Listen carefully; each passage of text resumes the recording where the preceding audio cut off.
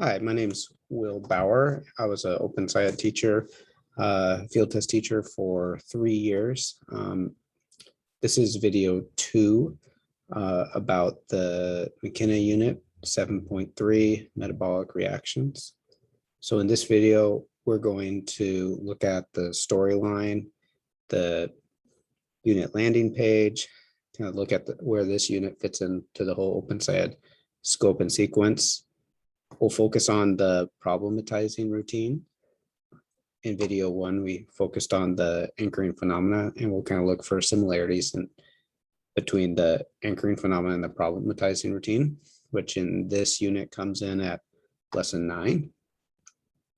And then I'll kind of give you an assignment to do in between videos 2 and 3.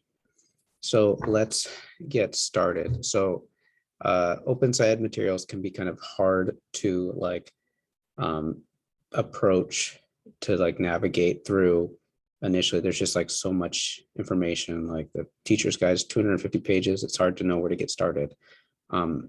My advice is to understand what the anchoring phenomena is and kind of go through lesson 1 as a student.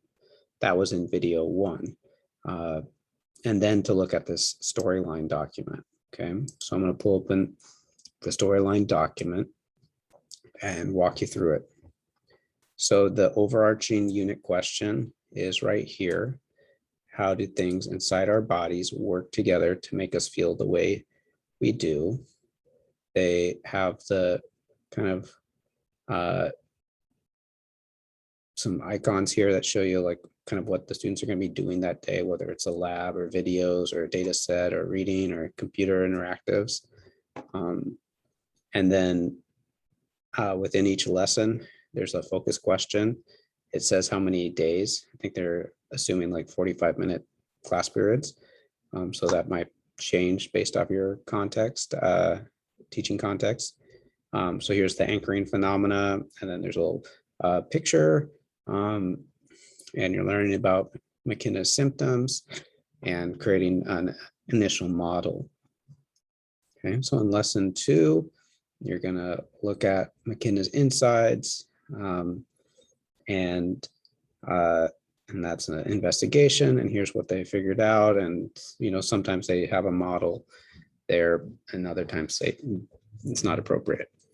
Another thing I want to point out is these navigation steps in between lessons that help build in coherence between the lessons, so students don't just experience random acts of science. These navigation steps help connect one lesson to the next. So in this one, after you've kind of looked at McKenna's list of symptoms, you see that, there seems to be the most symptoms in the digestive system. So so that you get students to ask that question, well, let's look more into our digestive system to see if it's any different. And so the students do that, and they notice in lesson 2 that it seems like there's some issues with McKenna's small intestines, and it doesn't look like it's functioning or looks like the same as a healthy person. And so that motivates them to learn more about what the small intestine does. So then that goes into lesson 3. And so you can see how each navigation step kind of gets the students thinking about what they need to find out next. So that's a really great kind of engagement strategy within the storyline. So, and as you kind of look through, you can see what the focus question is for each lesson. You can see kind of the different modeling you're going to be doing, different data sets, and where you see these putting the pieces together routine. That's usually a sign that there's some sort of summative assessment in that lesson. Okay, we'll talk more about lesson 9 in a little bit, but that has the problematizing routine. We'll talk more about that in a second. And you can kind of see where this unit is headed. So I encourage you to kind of read through this and make sense of the storyline, so you know what the unit is going to encompass after you've kind of experienced the anchoring phenomena and understand a little bit about the puzzling phenomena. Next step, I think, is to look at the storyline to make sense of the unit. So on the unit landing page, there's a nice summary of the unit, a couple paragraph summary. And if you need to know information about what standards are getting covered, that's listed here. So you're doing some stuff about cells, some things about chemical reactions, some modeling, okay? And then there's the disciplinary core ideas about energy flow, and then the science and engineering practices that are focused on, and some cross-cutting concepts that are emphasized in this unit. So that's a place to look for standards. And then the downloading the unit is right here. And then that unit storyline document is linked right there. And then if you want to figure out what materials you're going to need, you can click there.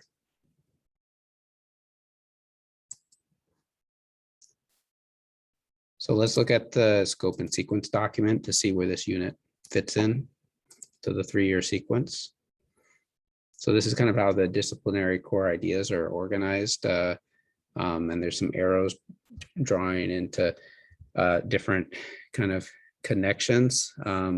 So in the full scope and sequence, there's a unit in the 6th grade about healing. It hasn't been released yet. I'm currently field testing it still this fall, 2021.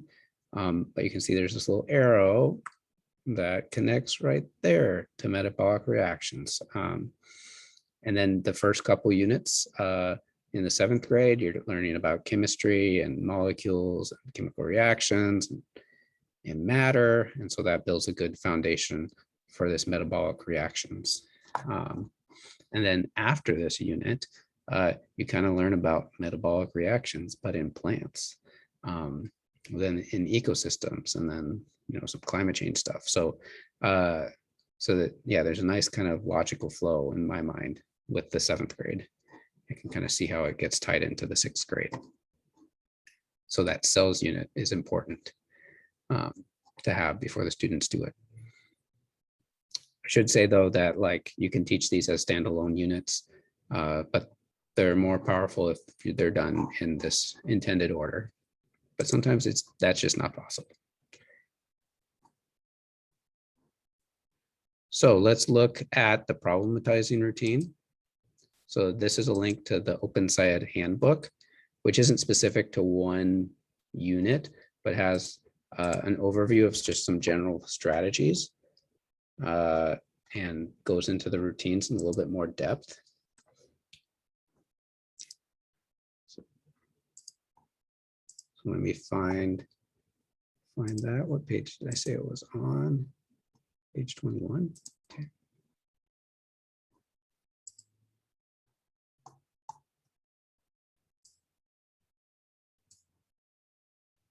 Okay. So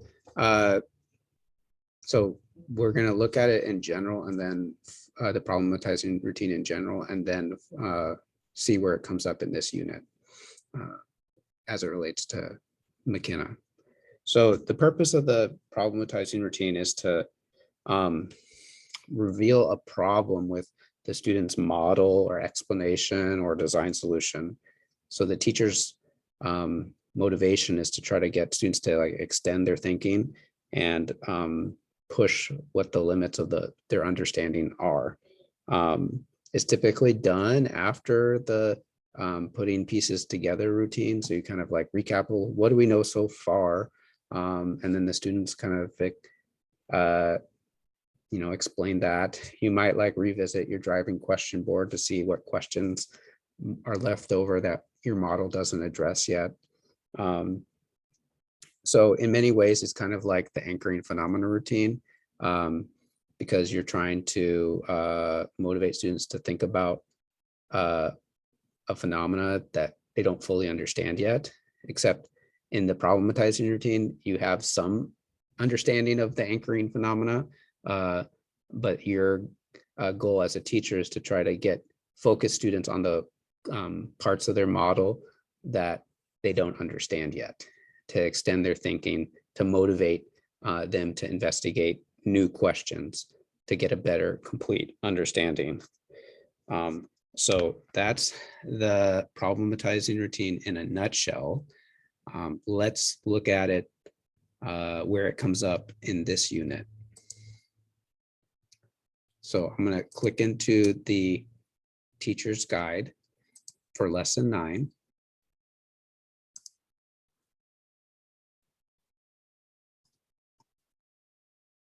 Okay, so in this unit, in this lesson, you revisit the driving question board and see what you've understood about McKenna so far. And the part where the problematizing comes in is that the students kind of see that they understand how our digestive system works a little bit now, and that a lot of the problems are digestive system problems, but they don't quite understand how that's connected to all the other symptoms that McKenna has. So you look back at the doctor's note and say, okay, well, we understand this symptom with the small intestine, but we don't understand how that's connected to the rest of the body. How do we explain the weight loss? What's causing that? What's causing the brain fog? How are these systems connected? Okay, those are the sort of questions you would ask students so that they could realize they don't fully understand what's wrong with McKenna, that there's more to figure out. What are the consequences of having villi that are short and not absorbing nutrients? So that leads them to think about how can a problem in one part of the body system, in this case, digestive system, lead to other problems in other systems. Okay, so that's the problematizing routine kind of in this unit. So it motivates you to think about like the weight loss aspect of it, and gives you a reason to investigate the rest of the storyline. So you figured out whether that it's the villi, there's an issue with the villi, but then you look at, why is she losing weight? How do we get energy from food? Looking at the respiratory system and the circulatory system and how they're connected with the digestive system and metabolic reactions. So this problematizing routine is like a key kind of shift in the direction of the storyline.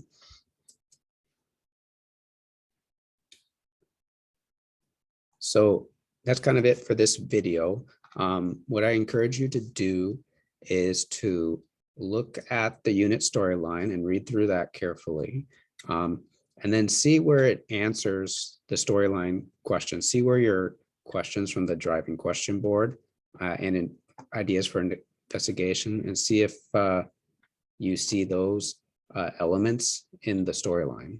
So I'll give you an example. So in this Jamboard from video 1, we came up with, this is the driving question board from the teacher's guide. Okay, this is the cooking show version. So what I want you to do is look through the storyline document. Again, that's this one. Look at this, and then compare it to this. Okay, so this stuff about that digestion, that might be covered in lessons 1 and lessons 2. Put this to the back. But then your questions about weight loss, those are going to be covered in lesson 9 and 10. And the other body systems, that after the problematizing routine, they're going to get covered in that lesson. So So I encourage you to go through and do that process. You can spin off a copy of this by just going to the three dots here and hit make a copy for yourself to edit, and read through the storyline and see if you can see where our questions from the driving question board or our ideas for investigation, where those happen in the storyline. And the research is with OpenSciEd is that there's like 85–90% alignment between the questions that students generate from the anchoring phenomena, that 85–90% of those questions get addressed throughout the unit. Okay, and so that's like, it seems like magic, but I think it shows you to the level of thinking that goes into the design of these units. So I want you to kind of experience that for yourself, so you know kind of what the main chapters or turns in the storyline are when those are going to get addressed, because it can be kind of seem overwhelming when you throw out this medical mystery to the students and then say, well, their questions are going to drive it, and you know, how are they going to know what to address first? Well, use the storyline to help guide the students down that path, because it's the most kind of sequential, logical way to address all those questions. And the problematizing routine is there for you when the students think, oh, I've figured it all out. By using the problematizing routine, you can get them to see the limitations of their model, of their data, of their explanation, of their design solution, and it gives them motivation to investigate further, to fully understand the anchoring phenomenon.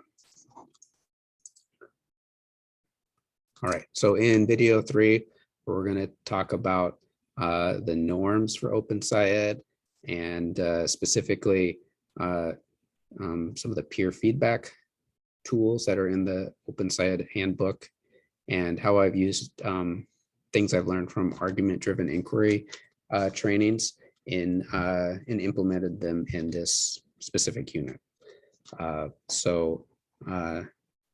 This is on a playlist, so it should just move you into that video. So that's it for this video. I'll see you in the next one.